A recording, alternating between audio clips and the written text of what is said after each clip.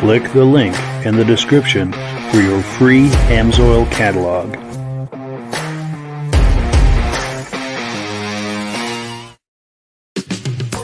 Before we get started, I'd like to give a quick shout out to some of our friends. The Eastern Snowmobile Racing Hall of Fame. Search for them on Facebook. Central Minnesota Pond Racing. Search for them on Facebook. The historic Lancaster Motel for the ultimate Eastern trail riding adventure. Crane's Snowmobile Museum at 172 Main Street in Lancaster, New Hampshire. The Vintage Snowmobile Club of America Quarterly Magazine. The New Hampshire Snowmobile Museum at Bear Brook State Park in Allenstown, New Hampshire. If you decide to advertise with the Vintage Snowmobile Podcast, this could be your advertising message. Good evening and welcome to the podcast. I'm really glad you're here. I hope that everyone had a really nice holiday season. We sure did on this end.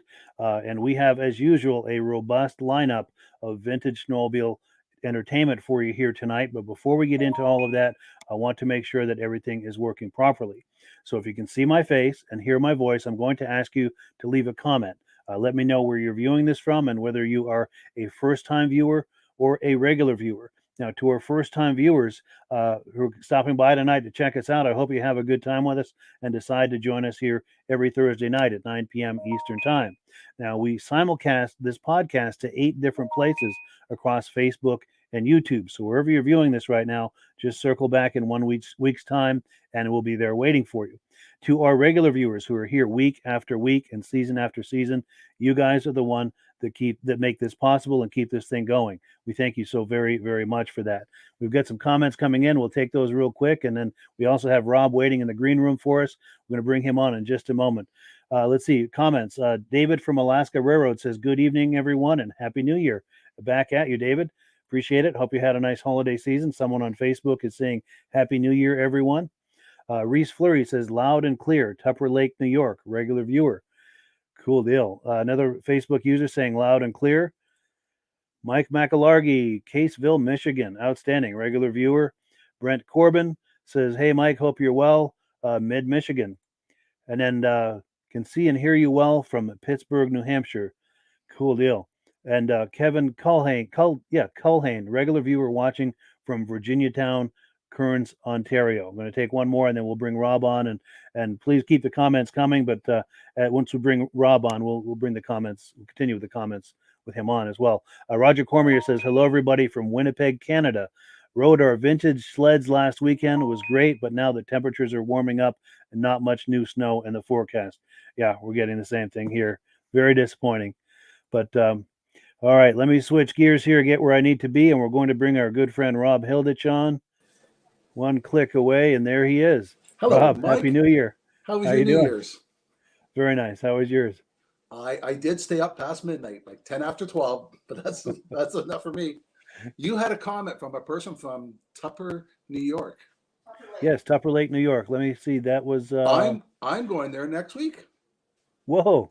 Yeah. Tell us about this event, so maybe he can be over there looking for you. It's Lake Plazic is doing the University Olympics or something. So my nephew is playing on Team Canada, and we're going to go down and watch some snowboarding and jumping, and we're staying in Tupper. Wow. No kidding. Well, that is cool. Well, hopefully Reese Fleury is going to that event, and maybe the two of you can hook up somehow. Tell him to send you a message, and if he can send me some good restaurants to go to, I'll bring him down a hat. Wonderful. Yeah, let me post an email address on the screen.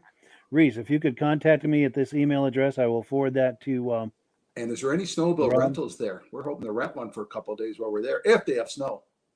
Yeah, good question. We got grass showing here. Yeah, same here. I don't know. Most of the snow belt right now, I think, is more of a green belt than a snow belt.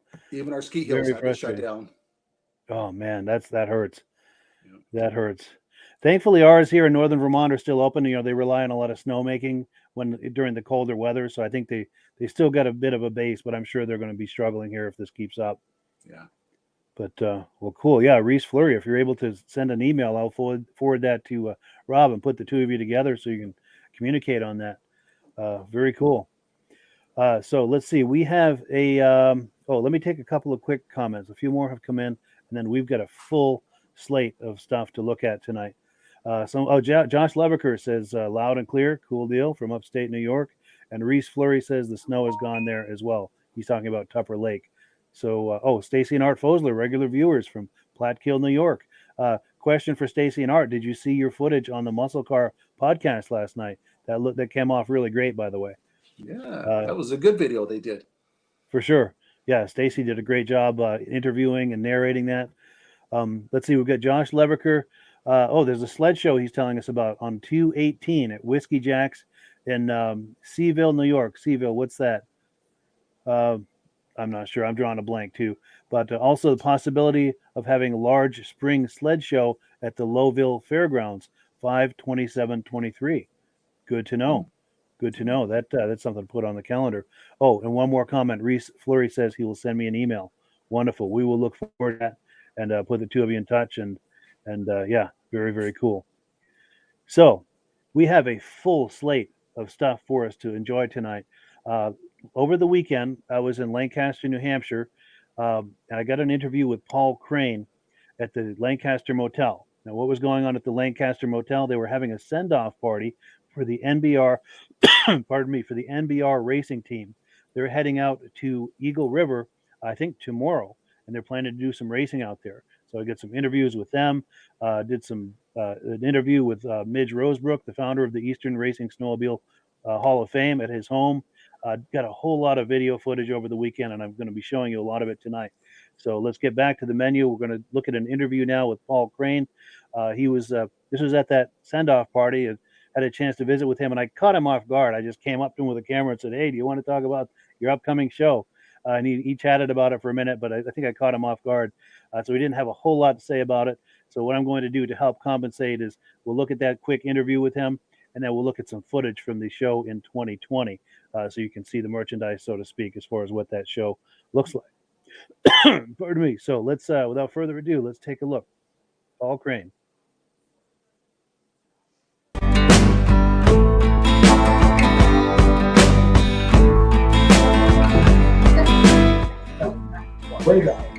And we have Paul Crane here. How you doing tonight, Paul? Very good. Good. Did you have Mike? Doing well, thank you. In fact, this is a prime opportunity if you want to talk up your snowmobile show that's coming up in February. Yeah, February 4th, I have a show. Bring up, we're giving trophies away like we do every year, 7th year. And they're not pay entry fee or anything. come into one of the classes. You have to get one of those good trophies. Yeah, it's one of the nicer shows in northern New England, as far as I'm concerned. Yeah, That's February 4th. in Lancaster, New Hampshire, on Main Street, right at Crane Snowmobile Museum. And you're the Crane and Crane Snowmobile Museum, right? Cool deal.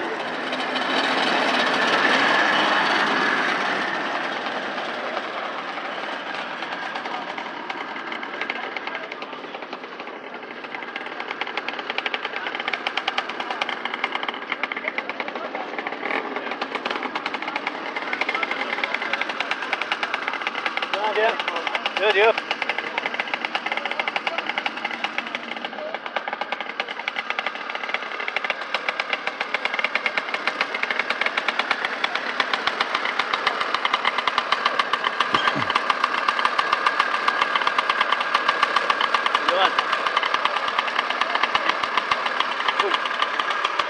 Good call, thank you.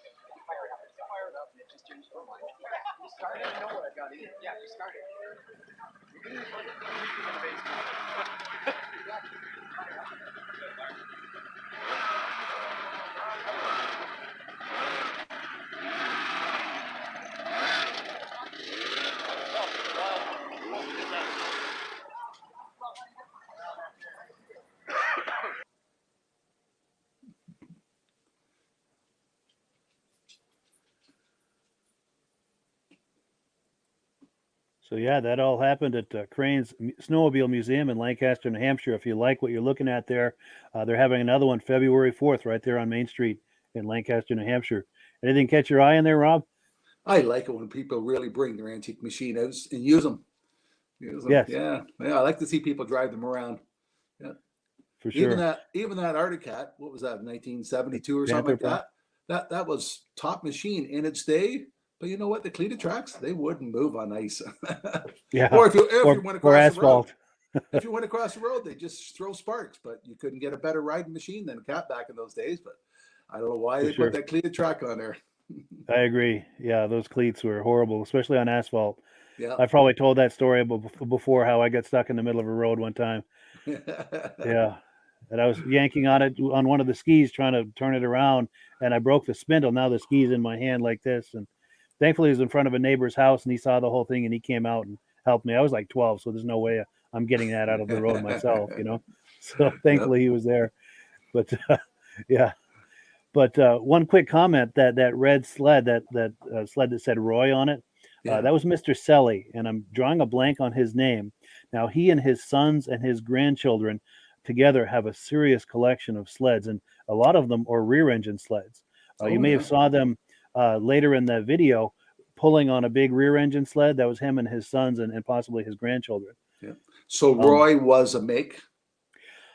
I don't think so. I think it was a Cat. I've heard the story on why they called that Roy, and I'm drawing a blank on it. But there is a story as to why that's Roy. I don't know if it was a model.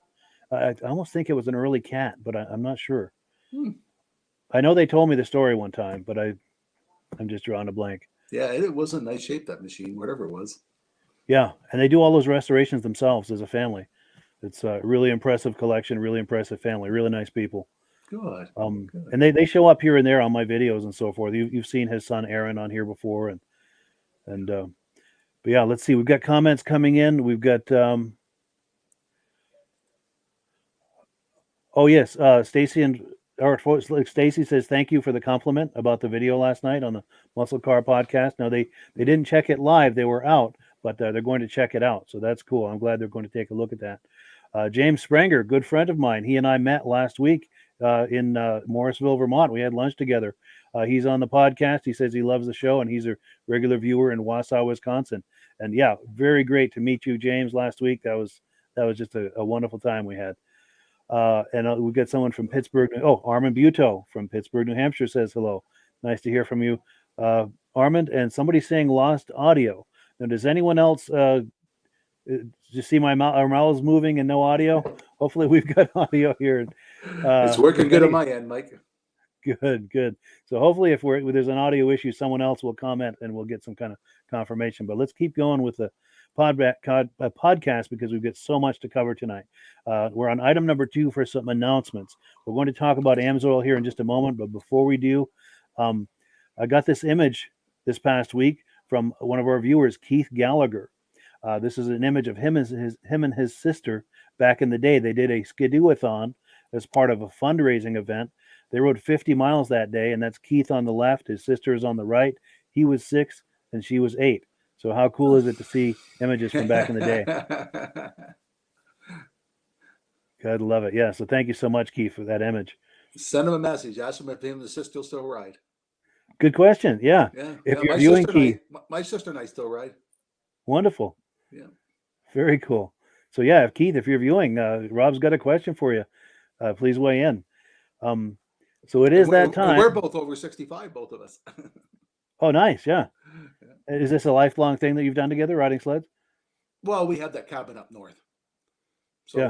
we have half a dozen sleds sitting there. So nice. Plenty of opportunity to ride together. Yeah. Very nice. That is cool. All right. It is that time of night. Do you like to talk to us, Rob, about AMSOIL? Every month, AMSOIL has some kind of promotion thing on. If you buy $75 worth of AMSOIL, they're going to give you 3 shop rags and 3 fast funnels. If you want the best possible deal with AMSOIL, you sign up as a preferred customer. As a preferred customer, you save 25% on anything you buy, and you can mix and match. You don't have to get a whole case of Interceptor oil. You can get some gear lube or small engine oil and some snowmobile oil. And you order $100 worth, they ship it right to your house. But right now, until the 17th, if you buy $75 worth, well, you might as well buy 100. That way you get the free shipping. They're going to throw in these 3 shop rags and funnels for you. and Mike could tell you how to get the best possible discount. Absolutely. We have with the preferred customer program, it's very similar to a Costco membership. It's just $10, and you can take advantage once you click the box on your order form online for that preferred customer program. You get those discounts that day, the deepest possible discounts you can get from Amsoil. You get that order up over $100, you're getting free shipping. So it's an amazing value. If you're curious about that, there are links in the description. Just click the link to get started. Please use my referral number. When you do, you're helping to support the podcast because I'm signed up for Amsoil under Rob. So when you order Amsoil using my dealer number, which I'll pop on the screen here, you'll see at the bottom in that white stripe on the right there, that's my dealer number. That's a wonderful way to help support this podcast. Rob and I both benefit. So if you like what you see, if you like what Rob and I are doing, it's a wonderful way to support us, and we thank you so much for that. Well, cool. We'll get some comments coming in, and we'll continue with the program here. Okay, here we go. David from Alaska Railroad says the audio is good where he is. We'll get some other people confirming that. John Springer Jr. Says, yes, met with us last week. We had a wonderful time. I wish I had that image. I've got the image on Facebook, and it's also on the Snowmobile Lovers Facebook page, but I didn't think to load it here on the podcast. Maybe I will for next week, so we can prove that we had lunch together. And he was out here from Wisconsin visiting family, and he was less than an hour away, so we got together for lunch, had a great time. Here we go. So item number 3, our good friend Rob Hilditch was on the Snowmobile Sessions podcast Monday night, and we've got a clip of that. You want to tell us a little bit about how that podcast went before we take a look at that?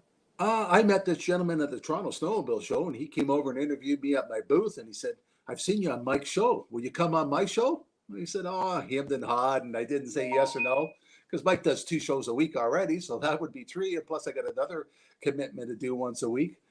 So he finally nailed me down on Monday. He says, I'm stuck. I need somebody. Will you come on? Right at the last minute. So he wanted me to send some of my pictures I have. Well, the computer went down, so I'd lost all my old vintage pictures of the snowmobiles and all that.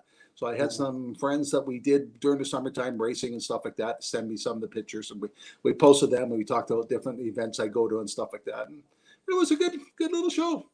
2.5 hours long, a little too long, but yeah, he does a longer show than we do for sure. He wanted to do 3 hours. Wow. Yeah, for sure. It's a longer format than we do here, but he does an excellent podcast. He's really good at it. And he told me he's going to come see me Sunday at the motorcycle show. Oh, wonderful. There you go. Cool deal. Without further ado, let's take a look at a few minutes of that podcast and see how that went. So Rob and I met through the Vintage Snowmobile Podcast. That's probably right when you say. Yeah, and at the Toronto Snowmobile shows. And then I finally put eyes on you at the Toronto Snowmobile show and had a blast talking to you. You're witty and funny, and I thought, well, I got to get you on the podcast and on my podcast and see how you go, because there's a lot of things I don't think people know about you, like as far as how you got into the Amsoil world and your passions about snowmobiles and particularly vintage. We talked a lot about vintage sleds at the show. I'm vintage myself. Yeah, well, it gets better with age, just like a good wine. Yeah. I turned 65 this year. Oh. Nice. Well, congratulations. That's great. You don't look a day over 64 and a half. Oh, thanks. So tell us a bit about yourself. I live in Bonneville, Ontario. When I was a kid, we could snowmobile right out of the backyard. My family always had snowmobiles. We had a 10-horse Skidoo, a 12-horse Skidoo, and my dad had an 18-horse. Everybody had to watch out for my dad coming. Nice. And I bought my first snowmobile. I think I was about 14. My dad and I both she bought a motor ski, MS-18, a long track and all that. And I bought a mini snow with a 6-horsepower in it. Oh, sweet. One weekend, my dad went away, and me and my buddies, we exchanged the 6-horse for the 18-horse. Yeah, that mini snow just all over the place. But we ripped the track out of it. But that's awesome. Yeah. And about 1979, I got involved with oval racing. I had myself a brand new 79 SRX 440. And I was doing the Ontario circuit, raced Peterborough, Owen Sound, Wasaga Beach, Eganville, all those tracks like that. And I came across a guy named Tim Bender. Tim Bender was parked beside me. Well, Tim Bender was younger than me. And with my SRX, I was running McCooney carbs. So it was supposed to be a 32-to-1 oil mixture. But with McCooney carbs, you're supposed to run 16-to-1. So one time I went out for this first heat, and I fouled a plug before you even got on the line. So Tim Bender came over to me and said, what are you doing? I said, 32-to-1. I can't keep the plugs until I get around the first corner. Right? He said, here, try some of my gas. It's 100-to-1. I said, I'm going to blow my motor up. He says, I run 300-to-1 on my pro machine. So I put his in at 100-to-1. First time I ever made it to the finals.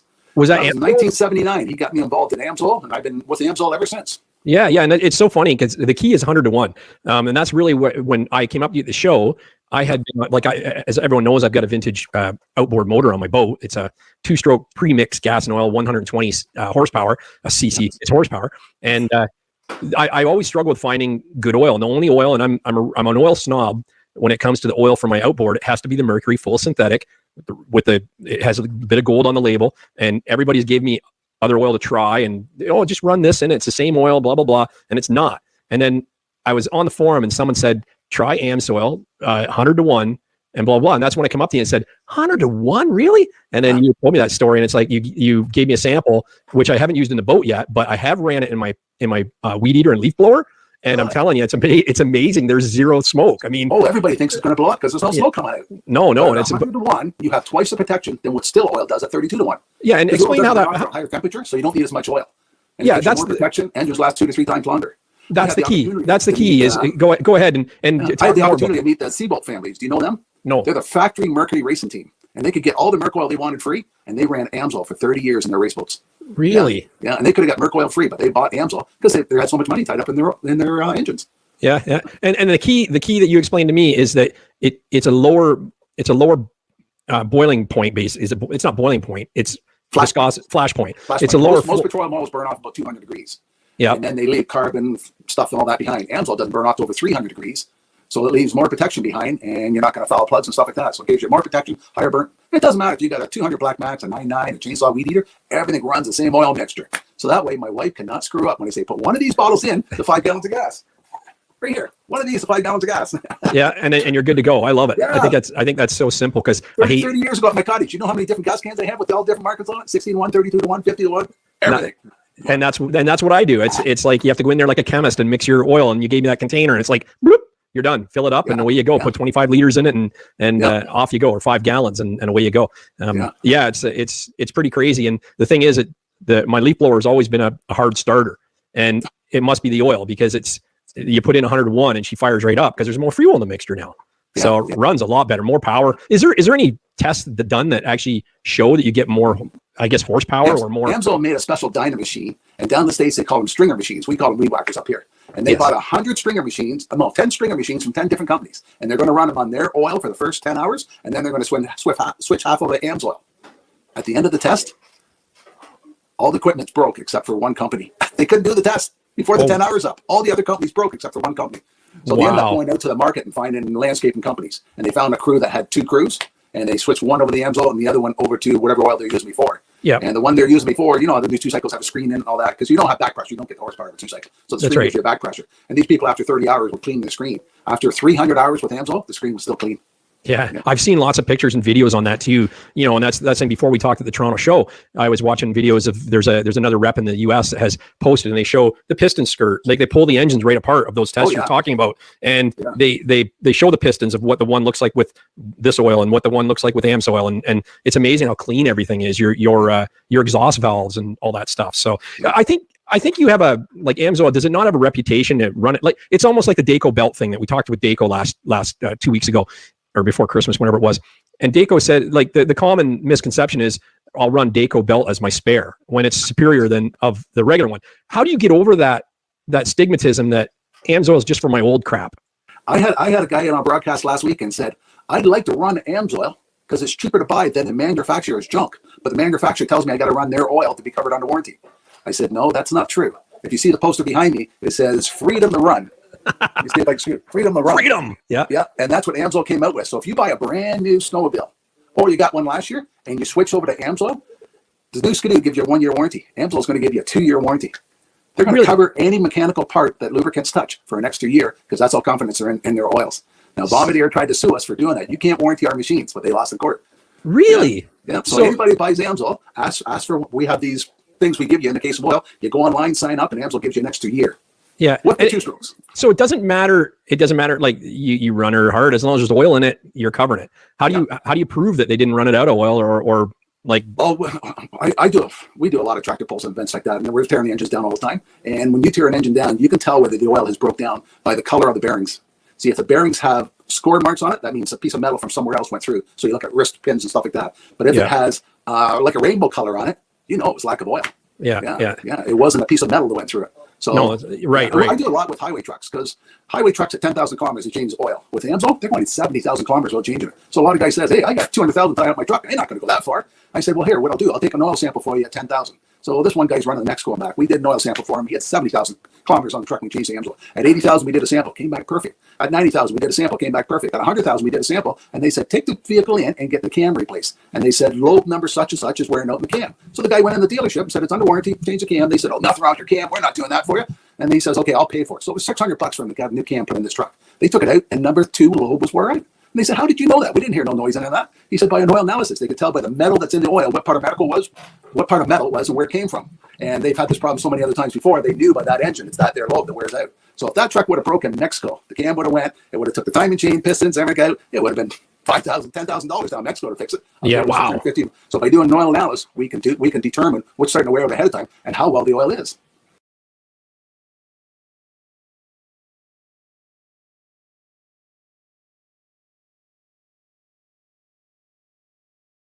Well, Mike, do I really talk that fast? No, I sped it up. I hope so. Just a secret is I speed up a lot of the videos on here so I can cram more content into a smaller amount of space. So I sped it up by about 30%. But excellent information there, Rob. Seriously. Because I know the interviewer, he was drinking, but I wasn't drinking alcohol. Sure. But yeah, excellent content there about AMSOIL, and I'm a little embarrassed that I never thought to ask you some of those questions, but I'm glad it finally got out on the podcast. About the oil analysis and everything.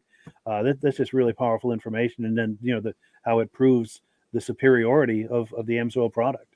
Well, a highway truck takes 48 quarts of oil, and at $20 a quart, do you want to change it or you want to do a $35 oil sample? Yeah, good point. Yeah, good point. And by doing that, we're protected under the warranty too.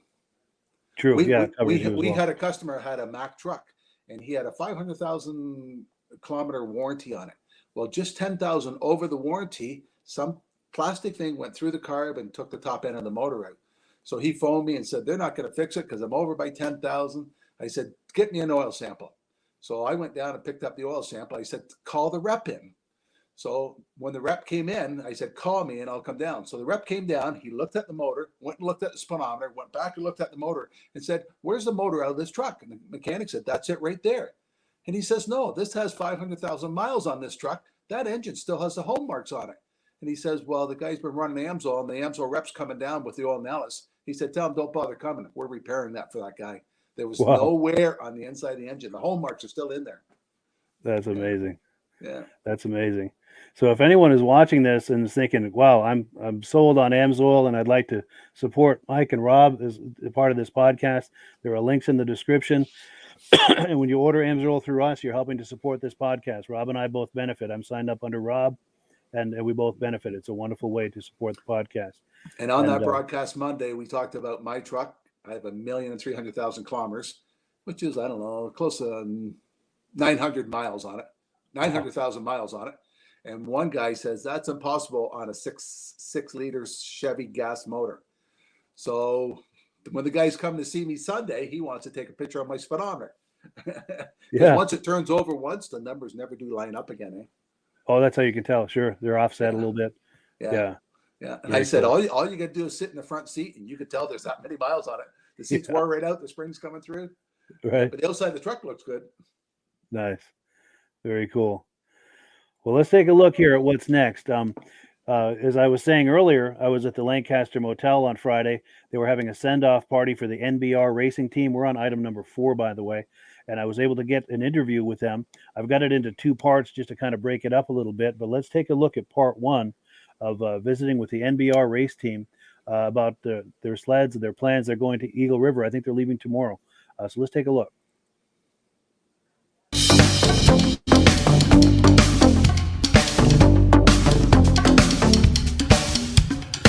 It's Lucas Nast, live and in color. How are you? Good, nice to see you, man. Happy New Year. You well. So we have Lucas Nast right here, and it was Tucker. That's on. Sean, nice to meet you, Sean. Cool. Now these guys are NBR. These are the guys. Do you want to tell us what each of you do and talk about what we're looking at? Mechanics, and then the driver. They make them go, and I just sit there on it and drive it. Nice. We spent yesterday testing. We drove up to Maine about 4.5 hours. Gave everything kind of a shakedown and kind of getting ready to go. We leave Friday to head to Wisconsin. So Yeah. Nice. we're kind of just one last little shebang here. Send-off party. That's right. Get everyone together and hang out, socialize. Nice. Yeah. Do you feel like talking up how things went last year at Eagle River, your experience out there? Yeah. Last year we did really good. I think we left about Monday, got out there Tuesday or Wednesday. Spent a few days testing. We got a test track out there with some friends. So we were able to test out there, got things dialed in and some things changed, and we went on, qualified for the WC, and then once we qualified, we moved on to the quarterfinals and then semifinals down through, and then we actually did not make it in. We got into the LCQ, luckily, and we finished second in that, which put us on the back row for the World Championship. That was good. Yeah. We finished seventh in the world last year. So That's amazing. That was really good. We felt like we had a lot of things that we could improve. Yeah. Nice. So there's still room to do better, you think? Yeah. Sweet. Always room for improvement. Wonderful. So we changed quite a bit this year, and pretty excited. So Very we can't wait. Kind of boys, they've been working hard, and myself, and I think everything's good. Nice. We're excited. Now, hi there.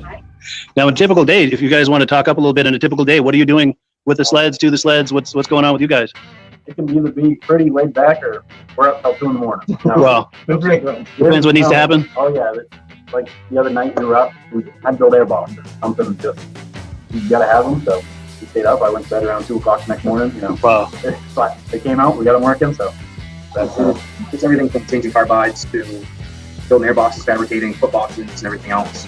All the little nitty gritty stuff, rebuilding carburetors, clutches, figuring out ski setups and stuff like that. Changing studs, that's a huge thing. There's so many of them. Sure. No, it's a lot, but we have a good team. Everyone knows what their jobs are, and Luke's pretty good at his job of driving it. So. Yeah. And as you're doing all of this, you're trying to prepare yourself for different kind of conditions that you might encounter out there. Condition A, condition B, condition C, that sort of thing. People try to have it set up kind of each condition. Note taking is huge. Taking notes of everything that's going on with the track conditions, the weather, air density, everything that goes into that. Knowing what you did in different situations helps out in the long run. Yeah. So what has and hasn't worked in the past, Right. making notes on all that. Yeah. Sweet. Now, do you feel like talking these sleds up a little, or? So this is Spencer's sled. That's a 340 Supermod that we're going to run at Eagle River. Spencer's going to be first year running out there. Here comes the man right here, Spencer Vietti. Nice to see you, man. Well, let's hear about it. Yeah, he was just starting to talk it up. You might as well take over since you. It's a Grand Dex chassis. It was built in 2020. It's 340 Supermod. Yeah. I'm gonna have you stand right next to it. That way everyone can see the merchandise and the guy. That's right. Here we go. Go ahead. You were saying, sorry. It's got a Mike Green engine in it. Yep. It's got RPM pipes, and hopefully she goes good. Yeah. They did a pretty good contender last year, so I had my first fit this spring. So Nice. I'm hoping it goes good. Nice. Now talk to me a little bit about your experiences last year, how that went, and what was good, what wasn't good, and what we're hoping to change this year. Well, we changed quite a few things this year. Hoping that it all works out for us in the end, and hopefully both of us can race this year. Yeah. That's what we shoot for. Sure. But yeah, no, it's been a good year so far. Got a lot of good memories this year, a lot of good stuff. Also have my F500, and I bought a camp chassis. Yeah. Working on building that. Nice. It's an old 2013 wall chassis. It's an older one. Just something to play around with. And Yeah. it's fun. And get into the IFSers too. Yeah. Never just one. We always got like 2, and then Spencer finds another one, and then we got 2. You gotta diversify, right? Find another one, and we got 4. Good. We'll sell 1 or 2. Sure. And buy another one. Gotta be diversified. Yeah. That's cool. Yeah, no, we're really excited. This year's gonna be fun. We leave a week from today. Yep. Wow. Next Friday. The adventure begins. So we We're go going out. for 11 days. Wow. We're going to test for 2 days out in Clintonville. We got friends out there and test track, so super excited to go out there and get some more seat time. And then time trials are on Thursday this year. Last year we were out there Friday night. Thunder went till midnight, 1 o'clock. So they changed that back to Thursday. So try to make it more friendly for the riders and the crews. That way they don't have to go to bed at 1, wake back up at 7 in the morning. Yeah, morning comes around fast when you do that, huh? last year we were racing Friday night. It was probably got done racing at midnight, 1 o'clock, and then we still went through the entire sled. On bolt change, a bunch of stuff, and stud check, and It was a late night. These two here need some credit. Yeah. Me and Lucas wouldn't do this without them. Nope. Sure. Stud Getting jack, up close. carbide jack, nut and bolt jack. It's constant, always something. And it's not just the winter months either. It's year round. I mean, Year round. Summertime, these guys are stopping what they're doing and come to help us. Half the time we're not even there, and they're there working on stuff. So. Wow, that's amazing. That's dedication right there. Team. Without them, we wouldn't be able to do it. So. That's amazing. We have fun doing it, like I said. We've already got more memories this year than we've had in the past. It's been a lot of fun. Meet a lot of nice people. Meet a lot of not so nice people. Yeah. But, you know, it all works out. That's life, right? No. Yeah, the paint jobs are definitely Nast Auto Body. Oh yes, because he's got a body shop, right? Bill Nast, right? Yeah. Yeah. You want to do a shameless plug for his shop? Yeah, so he definitely puts a lot of time in paint. It's gotta be perfect. So, ain't leaving the show up unless it's perfect. Well, he's a We perfectionist. know it's gonna get a scratch on it before we even get back to the show. Right, race sled, but yeah, we get him down there and we wet sand and then we dry, we wet sand and we buff and we wet sand. And then he comes back and says, "Not good, now keep going." Wow. And then he keeps going. Yeah, no, but they look good. Yeah, they look amazing. Yeah, it wouldn't be be possible to do this without our sponsors this year. We've got a great group of people that stood behind us and are supporting us, and it's really awesome that even Ruby's down here letting us have this nice party down here for us. So they're behind us this year, so we're very thankful for them. If you want, very long list. You can zoom in there. Going behind? Oh yes, good idea. Yeah, this year Berlin City Auto Group, Beatty Enterprises. Yes. Let's see, of course, I got the camera in front. Yep, BEI Enterprise, Berlin City Auto Group, TMS Diesel, Doolin Fuel Co., WM Turner Excavation, Bear Small Engine Repairs, Cameron Seal Coating, Capital Well, Crane Snowmobile Museum, Hammer Down Construction, Hammer Down Adventure Park, EKC Transportation, Better Day Donuts, Swallow & Son Landscaping, the Lancaster Motel, the Compass Rose, Schofield Septic Service, Rodebeck, Signs by Scott, Dodge Construction, Norris Davis Electric, and KK Transportation. That's amazing. That's a lot of support. Yeah, we got a lot this year. We're very happy. Yeah. Wouldn't be possible without them. They help us where we need it the most sometimes. So Yeah, for sure.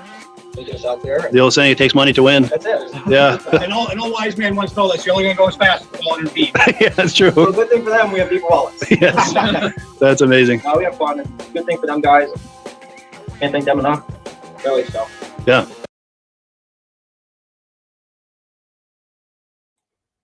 So I had my mics off there for a minute, but yeah, as you can see, we had an amazing time there at the Lancaster Motel Friday night at the send-off party for the NBR Racing team. They were off to Eagle River, I think, tomorrow. But any thoughts on that, Rob, what we were looking at there? Oh, they'll have a blast down there. Yeah, and some of the stories they talk about, I can remember. One time at Peterborough Racetrack, Sure. one of the machines ran into my machine in the pits. So I didn't even get out to qualify Friday night. So we brought the snowmobile right into the motel room and put it on the spare bed and started tearing apart because it was 30 below that night. And that team that ran into me, they came in and there was 12 of us in there working on the machine till 3 o'clock in the morning. And they helped fix it. They helped me fix it and everything. Yeah. That's amazing. That's a show of honor right there, man. Oh, That's the people at race sportsmanship. are a good group of people. That's amazing. That is cool. We're going to have part 2 of that interview here in a little bit, but let's take some comments and then we want to keep going here with the podcast. We've got someone on Facebook saying, I use nothing but Amsoil Dominator in my racer. Never had a burn down. Cool deal. You know, Eagle River, there's only 2 kinds of gas you can use and two kinds of oil you can use, and one is Amsoil. Yeah, nice. Yeah. That's cool. Now, Stacy and Art Fosler are asking if we're going to the Great Eastern Whiteout, and unfortunately, I'm not. I would love to, but I've got so much on my calendar right now. But hopefully, I will meet up with you guys sooner or later. I would love to meet up with you guys. Now, someone on Facebook is saying, I've seen pictures of the track this week. It looks awesome. The ice is thick, and it's going to be very fast. Well, I'm glad to hear the conditions are good out there. That's one of the only tracks that their ice is blue. I don't know really? how they make it blue, but that's amazing. That must look cool under the light. They got to go 2 weekends. They got the Vintage after that. Wow. So that ice has to last. Wow. Well, cool. Let's keep going because we've got a lot to cover tonight. We're only halfway through here. Item number 5. We are the official media outlet, this podcast, for the Eastern Snowmobile Racing Hall of Fame. And they decided to announce their 2023 inductees here on this podcast. So that's what we're going to do tonight. Let me cue up that footage here, and we're going to hear from Midge Rosebrook. He's going to tell us about the inductees for 2023. Let's take a look. To you for the first time our 2023 inductees for the Eastern Snowmobile Racing Hall of Fame. And for the first time in the history of the Hall of Fame, we're going to induct a brother and a sister. Yeah, wow, that's amazing. Yep. Richard DeWitt and Jackie DeWitt Rowland were both awesome racers back then in the early mid-70s. And she won a World Series, and Dickie won 3 World Series in a row. Yeah. That's impressive. And unfortunately, the family lost Dick at a very early age. He was only 17 years old, and he was involved in a bad car accident and was killed. Wow. And he was on his way to probably become another Brad Hewlings or Herb Yancey. The kid was just awesome. Wow. And but they were both awesome drivers back then. It was an independent team, family run team, and big names back then, the DeWitts. So that's our first inductee, going by alphabetical order. And our next one is Richard DeSantis. Big name back then, Richard DeSantis. I won't go over details on their resumes. You will be able to go to Crane Snowmobile Museum site online, and they will be in there, and you can read all about each one's resume. So that was Richard DeSantis. All good-looking kids too, don't you think? Yeah. Handsome, beautiful. Yeah, they had everything going They had for them. everything going. They had the talent, they had the looks. Yes. And here's Frank Dodge. Frank is a local racer from Littleton, New Hampshire. And so he raced for Timberland Machines back in the day. And he's New Hampshire's only #1 bib holder during the golden era. Wow. Frank had #1 bib for 1973. Wow. Yeah. And, or 70, was it 73 or 74? I can't remember now, but anyway, I'll have to read it. And I'm the one that wrote up the recipes. Huh. So, but go online on Crane Snowmobile Museum, and you can read all these guys' resumes. And but Frank was certainly one of the top drivers back then, and another Timberland Machines member on the wall. And finally, we have Everett Regal. And Everett is probably in the top 2% on everybody's short list of engine geniuses back in the day. He made it. He did things with 2-cycle engines that people didn't think was possible. And he had the team called the Widowmakers, and Kenny Young was one of the team members, and so was Chip Elwood was on the Widowmakers team, and they did extremely well back then. And a lot of it was due to Everett Regal's ingenious methods of making those 2-strokes go faster than anybody else. So there's Everett. Nice. Yeah. So there you have it, folks. There's your 5 2023 inductees. You'll see more, hear more about it in the future, and we'll have our induction next September for an outdoor ceremony, September 10th. No, excuse me, September 9th. 9th. Yeah, this last year was 10th. September 9th, Saturday. Usually start around 1:30.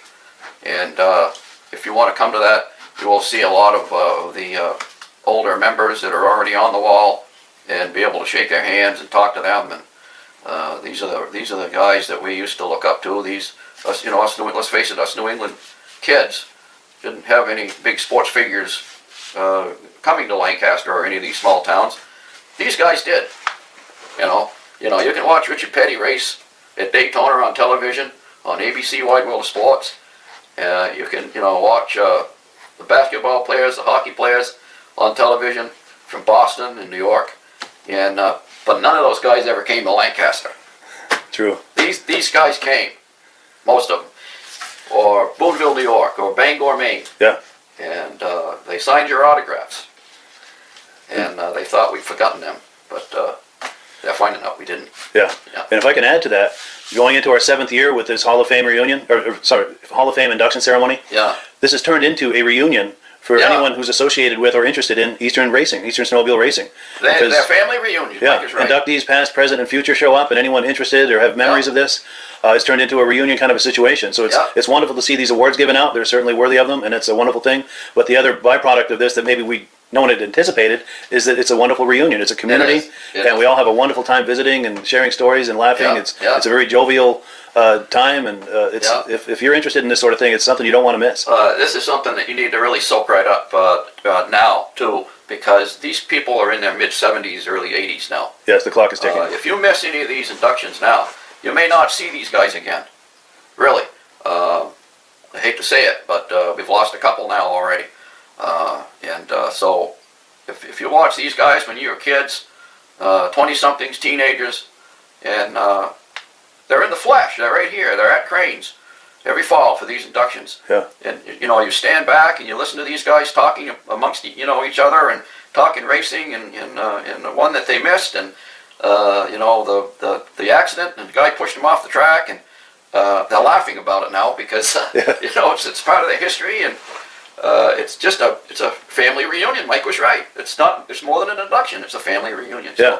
And I think the bonds grow deeper with every passing year. Yeah. Because we all get to know each other better, and we look forward to seeing each other, and it's like seeing old friends. It really is a reunion. It is. It is. And social media. Say what you want about social media. I know there's a lot of things wrong with social media, but the things that are right about it is these folks are now being able to connect with each other on a daily basis. Yeah. On the Hall of Fame Facebook group is a wonderful place for people to reconnect. Wonderful place. People are finding each other that they're finding old photos. Yeah, they haven't seen each other in 50 plus years, and they're finding each other. And they are, and it's an amazing thing. Yeah. And to be a part of that, it's something pretty special as far as I'm concerned. So it is, and the atmosphere or the vibe, if you will, at the ceremony is very laid back and very intimate. So you can approach these people and say hi and ask them questions, get a photo taken. It's not like they're on this high pedestal and you're down below and they're not accessible to you. You can mix and mingle and visit with them, and it's if you have an old photo of them that you need need them to sign, you bring a Sharpie, and these people are willing and to sign any autographs for you and to stand there and visit with you, and it's all personable, and it's a great little event. Yeah, and one other thing to add, if you're planning to drive from any distance to attend this, the place to stay is the Lancaster Motel. Yeah, and I stayed there last night. I can personally vouch for the quality experience that it is to stay there. Yeah, it's an Art Deco 1950s motel. Yeah. The Berriman family has kept it that way. They purposely have kept that era alive, and that is where Bob Eastman stayed. Yes, that's where Joe Villeneuve stayed. It's where the Bombardier team, the Polaris team, the Arctic Cat team, they all stayed at the Lancaster Motel. They all went back to the Lancaster Motel and went into the lounge and had a few drinks with each other after the races was over. And like I've said many times, they race handle to handlebar all day long and drink elbow to elbow all night long. And and they've been known also to go back to the motel rooms and maybe take an engine off the chassis, take it right in the room, and rebuild it for the next day too. So the place is loaded with history of the snowmobile. Yeah, and they used to do the award ceremony right there. They give out the trophies right there in the lobby. Yeah, that was actually the headquarters of the Grand Prix. And if someone is thinking about doing some Eastern trail riding and combining history with some trail riding, you're staying at one of the most historic places. You're riding on the trails created by the first snowmobile club in America. Many of those legacy trails still exist. Still exist, And then, of course, you're a short walk from Crane's Snowmobile Museum. It's by appointment only, so once you book your room, you want to call Crane's Snowmobile Museum and make make an appointment to go by there. Just 2 blocks away and you're there. So if you want to combine some Eastern trail riding with some amazing history, and right behind the motel, of course, is the site of where the first ski-doos were imported into the U.S. Absolutely. So loaded with history. The Lancaster Motel, Lancaster itself. And if buildings could see, the motel saw that truck pass by it, were the very first Bombardier Skidoo to come into the United States in 1959. Yeah, if someone knew the gravity of what was going on as that truck went by, what that would turn into. Nobody thought a thing about it. Nobody thought a thing about it. It's crazy. Looking back on it, it's now, it's amazing. It's too bad somebody wasn't there with a camera. Filming the event. And, drum rolls and drum rolls and interviews with Paul Crane and it wasn't anything like that. It really wasn't. Yeah, fireworks and fanfare. It's what the just heck true. is this expensive toy you've got here? Right. It was like $900 or $1,000 for a toy. Yeah. That's what they looked at. I see this little tiny machine here. And And Bob it's Bottoms fun. couldn't sell that sled. That original sled could not be sold that year. Nobody wanted to pay that much money for something like that. Wow. And a guy by the name of David Red Parks Yep. came in, and he says to Bob Bottoms, who was the manager at Timberland Machines, he says, tell you what I'll do. He says, I've got a woodlot in east of town, and I'll trade you that woodlot for that contraption. So the only way they got rid of that first sled was trading for a woodlot. That's crazy. It's crazy. And later on in '66, Bob Bottoms approached him, and he offered him a brand new 10-horse Skidoo in the crate in exchange for that first original Skidoo. And Timberland's restored that, and he donated it to the New Hampshire Snowmobile Museum down in Allenstown. Yes. So that's still It the still first exists. Skidoo to come in the United States is still in New Hampshire, and that's in Allenstown. Is that what Bob Bottoms was thinking at the time? The historic possibility with this? That it's important to have that first one to. He was a far thinker. That's amazing. Yeah, the minute the visionary. the minute he saw that sled being ridden up in Falcourt by Paul Crane, Bob Adair was looking at that originally as something for trappers, large logging operations, and so instead of having dog sleds, the trappers could use these little snowmobiles and go run trap lines with them. Bob Bottoms saw a recreational boom. And it did exactly that. The You boom can see exploded it explode. all over the snow belt. Yes. They were and there was selling shrapnel everywhere. Timberland was selling over 10,000 snowmobiles out of this little small town in the mid-'60s, early '70s. They had to build a whole new building up at the head of Main Street, and I don't know if you guys saw that little clip Mike and I did here a while ago, but it was a crazy time. But anyway, the people that raced them, and their names are on every Monday morning newspaper in the snow belt. That was big news. Big news. They've got their own Hall of Fame now. So yeah, that's cool. Yeah, cool. All right, Mike. Thanks for doing this for us, and we'll see you on the podcast. Sounds good. Thank you. So you heard it here, folks.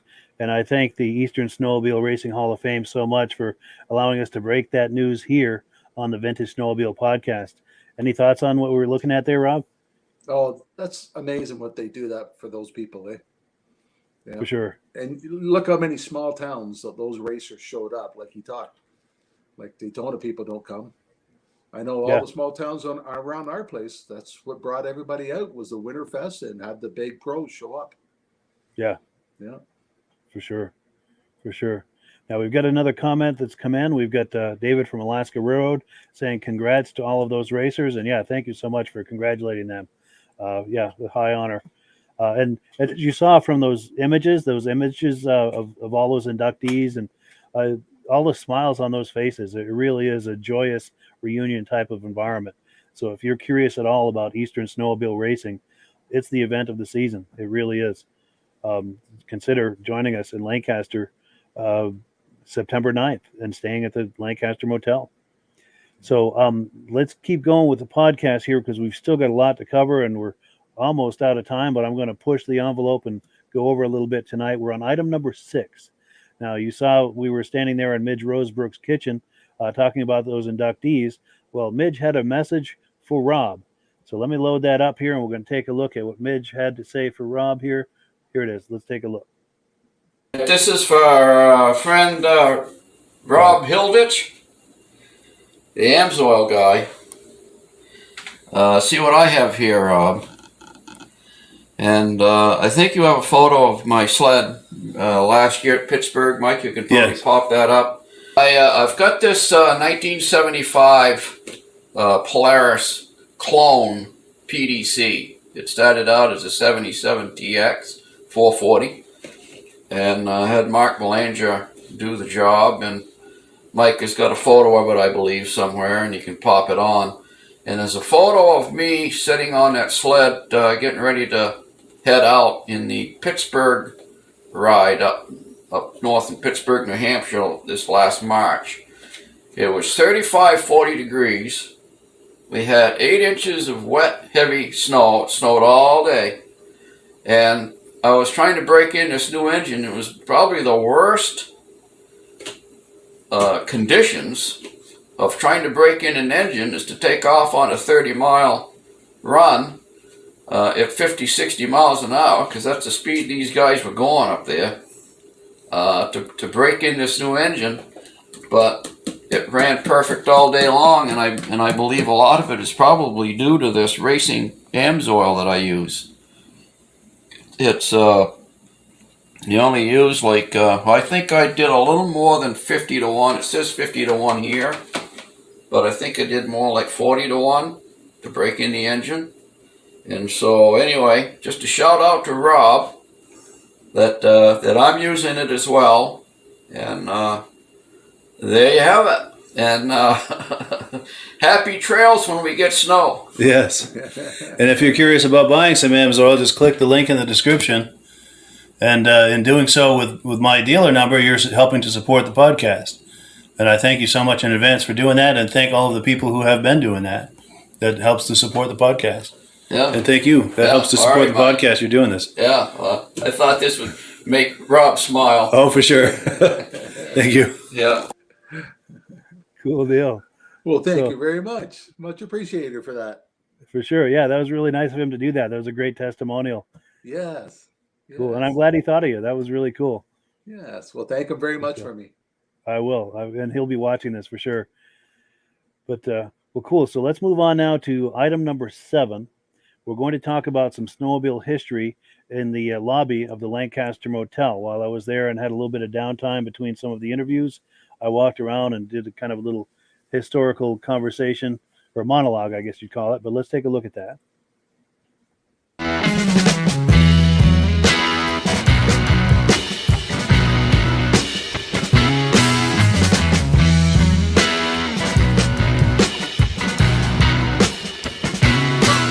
So while these guys are getting their glasses filled, I'll tell you some stories, as much as I can here, about the Lancaster Motel. Back in the 60s and 70s, they had the Lancaster Grand Prix just up the road, some of the earliest and biggest racing in New England, or Northern New England at least at the time.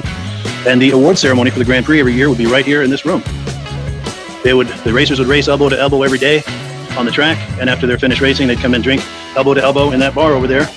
And the award ceremony where they'd hand out the trophies was right here at this media bar. So get a look at that media bar. Now get a look at this image. This image was taken right at that media bar, and that is none other than Gilles Villeneuve himself, right here in this very room, right against that wall, receiving his trophy. And plenty other big names were here. Bob Eastman was here many times. They stayed at this motel. All the big name racers who would come for racing at the Grand Prix back in the day would stay here at the Lancaster Motel. And as lore has it, as legend has it, many times they would take the snowmobiles, or at least the snowmobile engines, right into the rooms and work on them through the night so they could be ready for the next day of racing. Just tons and tons of history here in Lancaster, New Hampshire.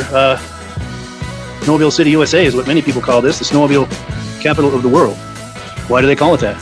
The reason they call it that is the first Ski-Doo snowmobiles were imported into the U.S. right here in Lancaster. In fact, if it were light out, I'd take you outside, but right behind this building, on the other side, is the building where the first Ski-Doos were imported into the U.S.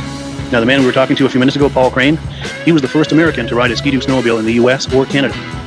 He also was involved with importing them here to the U.S., and he set up most of the first dealers in the U.S.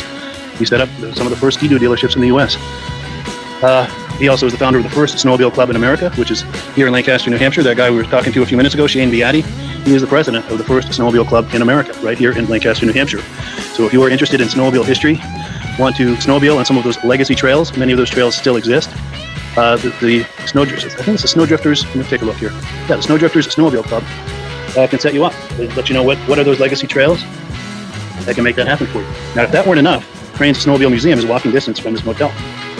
So there's just so much to offer here in Lancaster at the Lancaster Motel if you're thinking about some Eastern trail riding. We're right on the trail, right on US Corridor Trail 5. You can snowmobile right out your door. You have Crane's Snowmobile Museum just a walk down the street.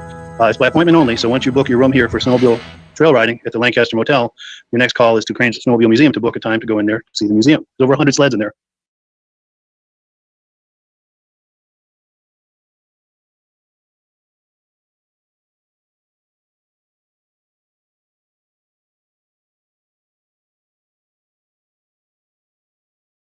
So yeah, shout out to our good friends over at the Lancaster Motel. They threw a heck of a party last week for the NBR Racing team, the send-off party for them. Everyone had a great time, and it's just a great place, great people that own it and run it. Just can't say enough about it. But any comments on what we're looking at there, Rob? Oh, those guys do a great job in doing all that. Yeah, that takes a lot of volunteer work for a group to do something like that. Yeah, for sure. Yeah, for sure. So, well, let's continue here. We've got one last video to look at. This is part 2 of the interview with the NBR Racing team. This was in the lobby of the Lancaster Motel. The Lancaster Motel threw a send-off party for them. They're heading out to Eagle River tomorrow to participate in the racing over there, and we were able to get an interview with them. So let me cue that up here. Let's take a look.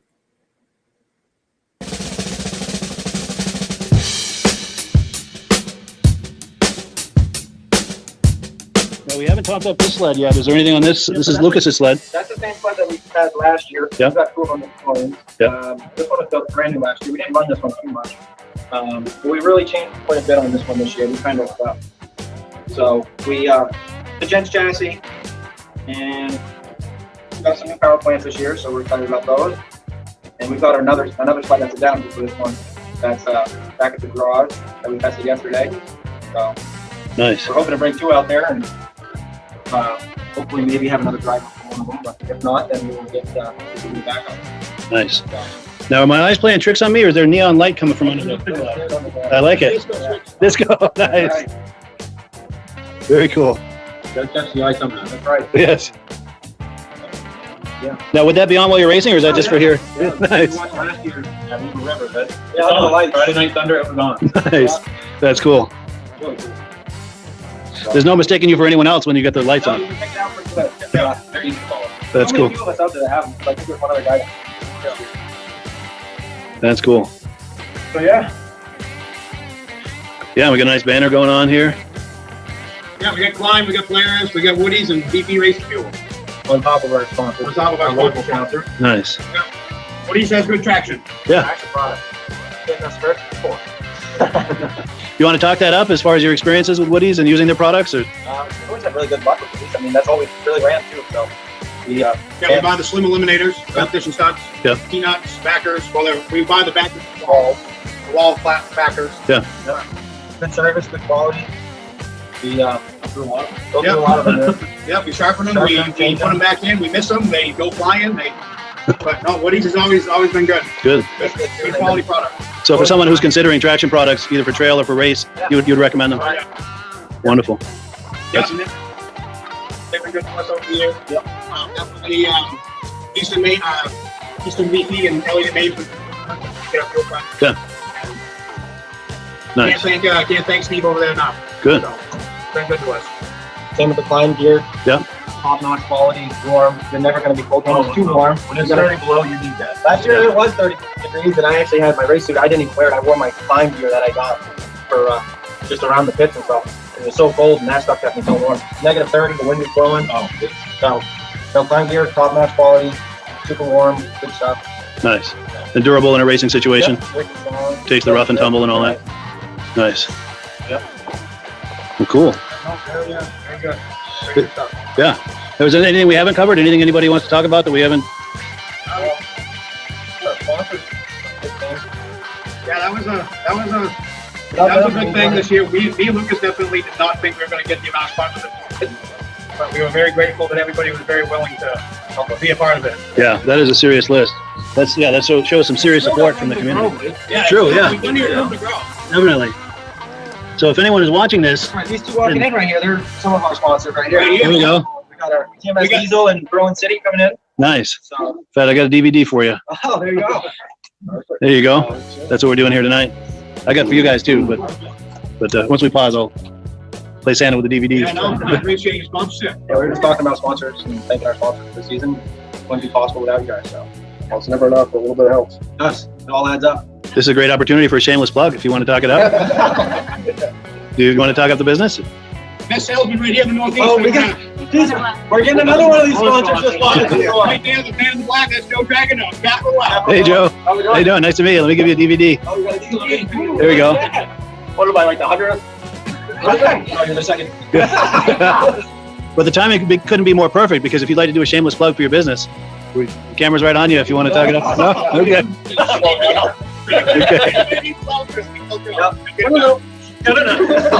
Just call anyway. Email preferably. Phone systems are down. Yeah. Yeah, that is a serious list of sponsors. That's a show of support. That's not something you can fake, to get that kind of support. That's draft. Yeah, that was special. Just one of those bullet hole pickers to put it right. So yeah, only at the Lancaster Motel. They were talking about the Klein clothes, eh? Yes. Amsoil approached them and they made Klein made gloves. Let me put you full screen here. Yeah. Oh, look at that. Good for 45 below zero. Oh, they ever nice and warm. Oh, nice. Unbelievable. Yeah. So those are your go-to gloves when it's real cold out. Yes. And it has a Very little rubber cool. thing right in here. So if you get snow on with your racing, you can clean your goggles. Pretty cool. Very nice. They're expensive nice. clothing, but they're well worth the money. Oh, I bet you these things are 9 years old already. Wow. Yeah, the best is never cheap. Yeah. Cool deal. I've been trying to buy a pair of their pants, and they're sold out all last year, and I still can't get a pair this year. Wow. Yeah. Very impressive. Good We've got another quality. comment that's come in. Go ahead. Good quality stuff. Nice. So we've got David from Alaska Railroad saying thanks to Mike and Rob. Good show. Well, you're very welcome for that. And what I'm going to do, I've got one last video. I was going to do it if we were short on time. We're actually long on time, but I'm still going to do it. It's just a couple of minutes. It's another video that Midge and I made over at his house. So let me roll that real quick. It'll explain itself. So we've got Mike LaPierre, folks, a guy that helps us out more than just about anybody. Go ahead, Mike. Yes, we've got this time capsule DVD. This was a summer project for Midge and I. We had an awful lot of fun making it.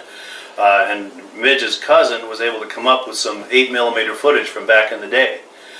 So Midge and I were talking, well, how can we put this into some kind of a presentation that people would enjoy? So what we did is we came up with doing it as a talk show format where he and I are talking and we're rolling the footage. And anytime there was something or someone that we knew something about, we would freeze the frame and talk that person up or talk that situation up. Whatever information we had about them, we would talk that up. And we went for almost 2 hours like that. Yeah. And just freezing the frame. There's a lot of people that we knew that from back in the day to talk up. There was plenty of opportunities to talk people up, situations up. And by the way, this is footage from the Lancaster Grand Prix in 1971 and racing in Malone, New York in 1973. Yeah. So we've got this into almost 2 hours of, it literally is a time capsule from snowmobile racing back in the heyday in the early 70s. Yeah. We had a lot of fun making it, and I think you'll have a lot of fun viewing it. It's great. I think it's the best one we've done. One of the best we've done. For sure. Yeah. For sure. And what I'm doing to sweeten the deal, so to speak, is if you can place the order, the information's in the description of this video, I'm going to sweeten it with some extra DVDs. So this is an extra DVD here. This is 3 episodes of the Vintage Snowmobile Podcast from the 21-22 season. And then to sweeten it further, this is another DVD, 3 more episodes from the 22-23 season. So there's at least 3 hours of Vintage Snowmobile programming on each of these discs, plus 2 hours on this. So this is, what's 8 hours of Vintage Snowmobile programming. And I'm going to sound like the Ginsu guy and say, but wait, there's more. Wait, there's more. There's more. Yeah. No, we also do a muscle car podcast. And we've got 3 episodes of the Muscle Car Podcast on this DVD from the previous season. There's another 3 hours. So that's 8 plus 3, that's 11 hours of programming. 9 hours, 8 hours of Vintage Snowmobile programming, another 3 hours of Muscle Car programming, all for $15 plus $5 to ship. So $20 gets you this care package from these gentlemen you're looking at right here. And it's a wonderful way to support the Hall of Fame. It helps support this, folks. Yes, it also supports Crane Snowmobile Museum and the Vintage Snowmobile Podcast. So if you enjoy any or all of these things, it's a wonderful way to support us. The funds we generate with this are divided 3 ways between those entities, the Hall of Fame, Crane Snowmobile Museum, and the Vintage Snowmobile Podcast. Yeah. And I hope you will decide to pick up one of these. Yeah. Plus the bonus DVDs. It's what, 11 hours of programming? That'll keep you busy on your DVD player for quite a while. Yeah. You'll wear a rainy groove in day your couch. or cold, 30 below 0 or something like that. Someday you could sit down and watch them. And you can wear a groove in your couch, binge watching all of these episodes. Yeah. And it'll be worth it. Thank you in advance for your support on this. Yeah, yeah. And the address of where to mail a check is in the description, and we thank you so much for your support. Cool. Thank you, Mike. Sure. All right. Good idea, Mike. Cool deal. Yeah. So if you're curious about that, there's information in the description, so you can pick up that deal with the time capsule DVD and the bonus DVDs. It's an excellent value, and I hope you'll enjoy it as much as we enjoyed making it. We've got a few quick comments, and then we're going to close out the podcast. We are going long tonight, but it's been a great time. Let's see. Reese Fleury says, "Great show, guys. I'll hit you up, Mike. I'm looking forward to that email." And okay, yes, he corrected his typo. Cool deal. I knew what you meant, though. And then, yes, someone's saying, "Great show tonight. Good luck to NBR Racing, and congrats to the new inductees of the Hall of Fame." Wonderful. Yes. Thank you so much for those compliments. Any final comments, Rob, before we wind it down? You know what? Every week the show seems to get better and better, Mike. Lots of It's true. information. Yeah, it's a work in progress. It gets better, I think, with each one, and I think it gets more fun. It's Yes. Yeah. I think we have a lot of fun doing this, and if the viewers are having half as much fun as you and I are, I think we've got something here. Yep. The guy from Cranes, tell him find out what size shirt he wants and send it to me. Yes. Oh, Midge? Yep. Yes, absolutely. I will. Yep. Well, We'll cool get him deal. a shirt for that promotion. Nice. Well, cool. All right. Well, as always, the last word goes to our friends at Amsoil. Let me find that and cue that up. And yeah, everyone, have a wonderful week. Happy New Year. We'll catch you in 1 week's time, 9 p.m. Eastern time, wherever you're watching this. Okay. Have a good week, Mike. You too. Take care. Hello, everyone. This is Rob and Mike. How you doing today, Rob? I'm doing good. Mike, yourself? Very well. Thank you so much for coming on. I appreciate it. Now, today, we're going to be talking about Amsoil. And in a few moments, we're going to show you how you can get the deepest discounts, free shipping, and free gifts when you order your Amsoil products through us. But first, I'm going to ask Rob to give you a quick description of what Amsoil is and why you should consider using Amsoil products in your motorized vehicles. Thanks, Mike. Amsoil is 100% synthetic oil. Everybody uses Amsoil for a different reason. Some people like the benefits that Amsoil is warranted for 25,000 miles or 1 year. The reason we can do that is because Amsoil doesn't oxidize. It doesn't form the usual carbons, gums, sludges like petroleum oils do. That's why we can keep it in the engines longer. Petroleum oils never do wear out. They oxidize themselves. That's why they have to be changed at 3,000 kilometers. And Amsoil likes the benefit that you only have to change the oil once a year. That saves some money.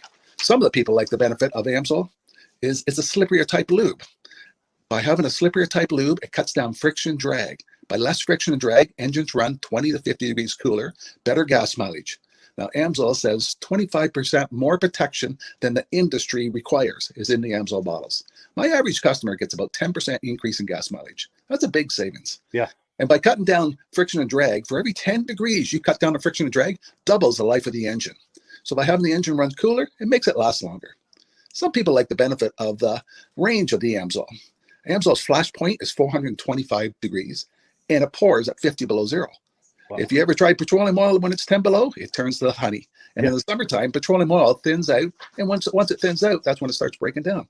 So Amsoil's an all-season oil, can give you better gas mileage, longer engine life, less maintenance. It ends up being cheaper over a year's time running Amsoil than it is petroleum oils. That's amazing. That's amazing. And Amsoil is available for pretty much any motorized vehicle, anything from lawn equipment, cars, trucks, boats, ATVs, motorcycles, snowmobiles. Yep. And a lot of people phone me up and say, well, what's the benefit of our gear lube? Exactly what I told you about the engine oil. It pours in cold weather, it runs cooler, makes the equipment last longer. And they say, well, what's the benefit of the small engine? Same thing. Makes the engine run cooler, last longer, better performance. So it saves on all the applications that Amsoil has available. Wonderful, wonderful. So yeah, let's talk now. Hopefully this has convinced people to think about maybe joining us in the Amsoil experience. Let's talk about some of the discounts and free shipping and how that all happens. I'm going to pop a graphic on the screen. And yeah, by all means, if you want to talk people through how this preferred customer program works. Amsoil has a number of different programs. One of our main ones is a catalog customer, where somebody can order directly out of our catalog. If they order out of the catalog, they order $100 worth, Amsoil will ship it right to their house. But our best program is our preferred customer. For only $10 for 6 months, you become a preferred customer, you save 25% on all the product. You order $100 worth, they're going to give you free shipping. You don't have to order a whole case. You can mix and match. Say you want 4 bottles of small engine, 7 bottles of 5W30, and a couple of gear loops. You can mix and match. You can order 1 bottle at a time if you want. There's no minimums, no maximums. By being a preferred customer, you save over 25% on all the products you're going to buy. Amsoil sends you extra gifts, a $5 gift certificate on your birthday, $5 when you renew your account and stuff like that. So it's a good way to save on some of the products you want to buy. For sure, for sure. Yeah, it's an incredible value, and this is the deepest level of discount that anyone can get when ordering Amsoil. Is that correct? It is. It is. Wonderful, wonderful. So let's take people through the step-by-step experience of placing an Amsoil order. Then that would include signing up for the preferred customer preferred customer program, so they can receive those deepest levels of discount. So let's go to the website. This is what the website's going to look like. These are some screenshots. Once you go to amsoil.com, there's a link in the description, or you can just type that into a browser, amsoil.com. This is the page you land on. At the upper corner of the page there, you see how I've circled in red. That is the link to click, the Join Now link. That will take you to the preferred customer program page, where you can take advantage of all of these discounts and free shipping and everything that we've just been talking about. This is what that page looks like. In the lower right, you're going to click Join Now. This will pop up.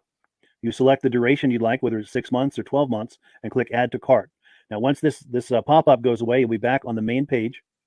And the upper left, you'll see where I've got that red arrow. It says Shop. Now you can start shopping for products, and on your very first order, you're going to get these discounts and the free shipping as long as it's over $100. You'll get all of these benefits right away. So once you click Shop, it's going to take you to the product page. There's different types of oils, lubricants, so on and so forth. For the benefit of this exercise we're doing now, I'm just going to click motor oil. It shows different types of motor oil. Let's click gasoline. Now this takes us to an item. It's their synthetic motor oil. And you can see the item there, and there's choices for different viscosities.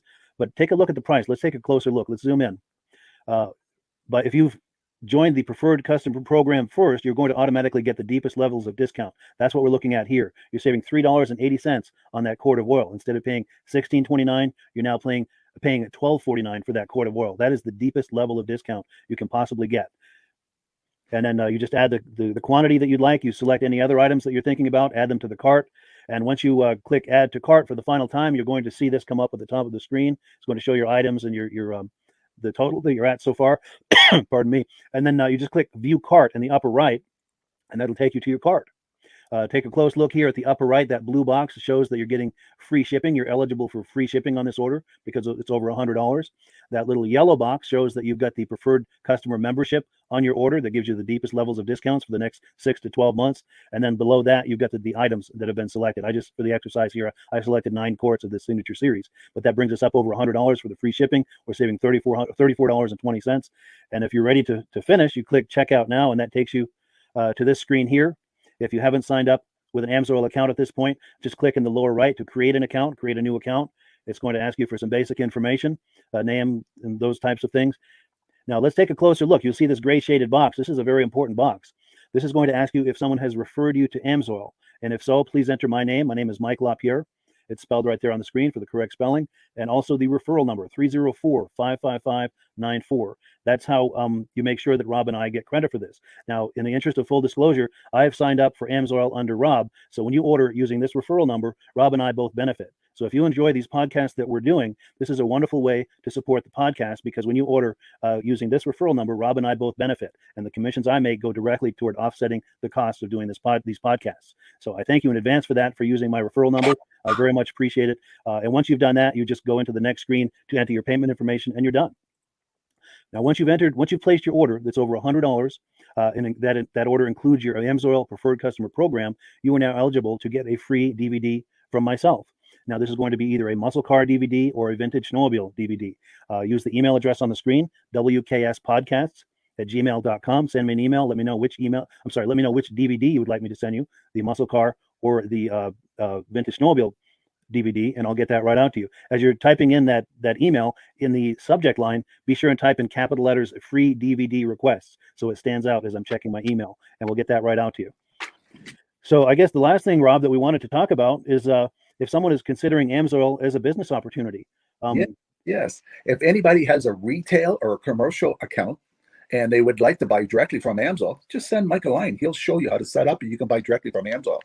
But if you are interested in starting your own part-time business, a part-time business that can grow into a full-time income, Mike and I will show you the Amsoil marketing plan. Amsoil has a large selection of products that cover almost every application. So it doesn't matter if you're into snowmobile, boating, or ATVing, or hot rods. We have an oil for every application. It's a fun type business that's I really enjoy doing. Where else can I go and have fun and make money doing it? And Mike and I are here to help you all the way along if you need any help on how to promote or to find new accounts, we're here to help you. For sure, for sure. So when you sign up under that that number, this 304-555-94, you're getting Rob and I as a team. Now, Rob has been doing AMSOIL for 40 years. Can you believe that? 40 years. So he knows every aspect of this business, and he knows all of the ins and outs of the products. So he'll be able to help you with any kind of product questions or any kind of questions to show you the different business models that you can do with AMSOIL. And then the other thing that you get when you sign up under me is I've got a strong background in social media. So if you need some coaching on how to generate AMSOIL leads using Facebook and YouTube, I'm happy to coach you with that when you sign up under Rob and I. You get both of us as a team to help you, to coach you, to support you, whatever you need to get you off and running with this business and having fun with it. Like Rob said, it's an enormous amount of fun. If you're like Rob and I and you enjoy going to any kind of boat shows, car shows, motorcycle shows, snowmobile shows, anything with a motor, you like going to those shows, those events, those races, this is a great way to turn that into a income opportunity for you. Yes. And just by wearing my AMSOIL hat at one of these events, people come up and ask me about AMSOIL. People don't know where to buy it, and I'm there to help them, show them where they can buy the product. Perfect. Well, cool. Well, this is great. Any final thoughts, Rob, before we wrap it up? AMSOIL's a fun business. AMSOIL's been around since 1968. It was the first synthetic oil to be AI approved. Wow. Yeah. That's amazing. And that's very early in the game too, isn't it? Yes. For sure. Well, good. Well, thank you so much, everyone, for viewing. Hopefully, we've gotten you excited as we are about the AMSOIL products. We'd love it if you could join us either as someone who uses the AMSOIL products or to join the AMSOIL team as a business opportunity. And we thank you so much for viewing. Have a great day. You have a good day.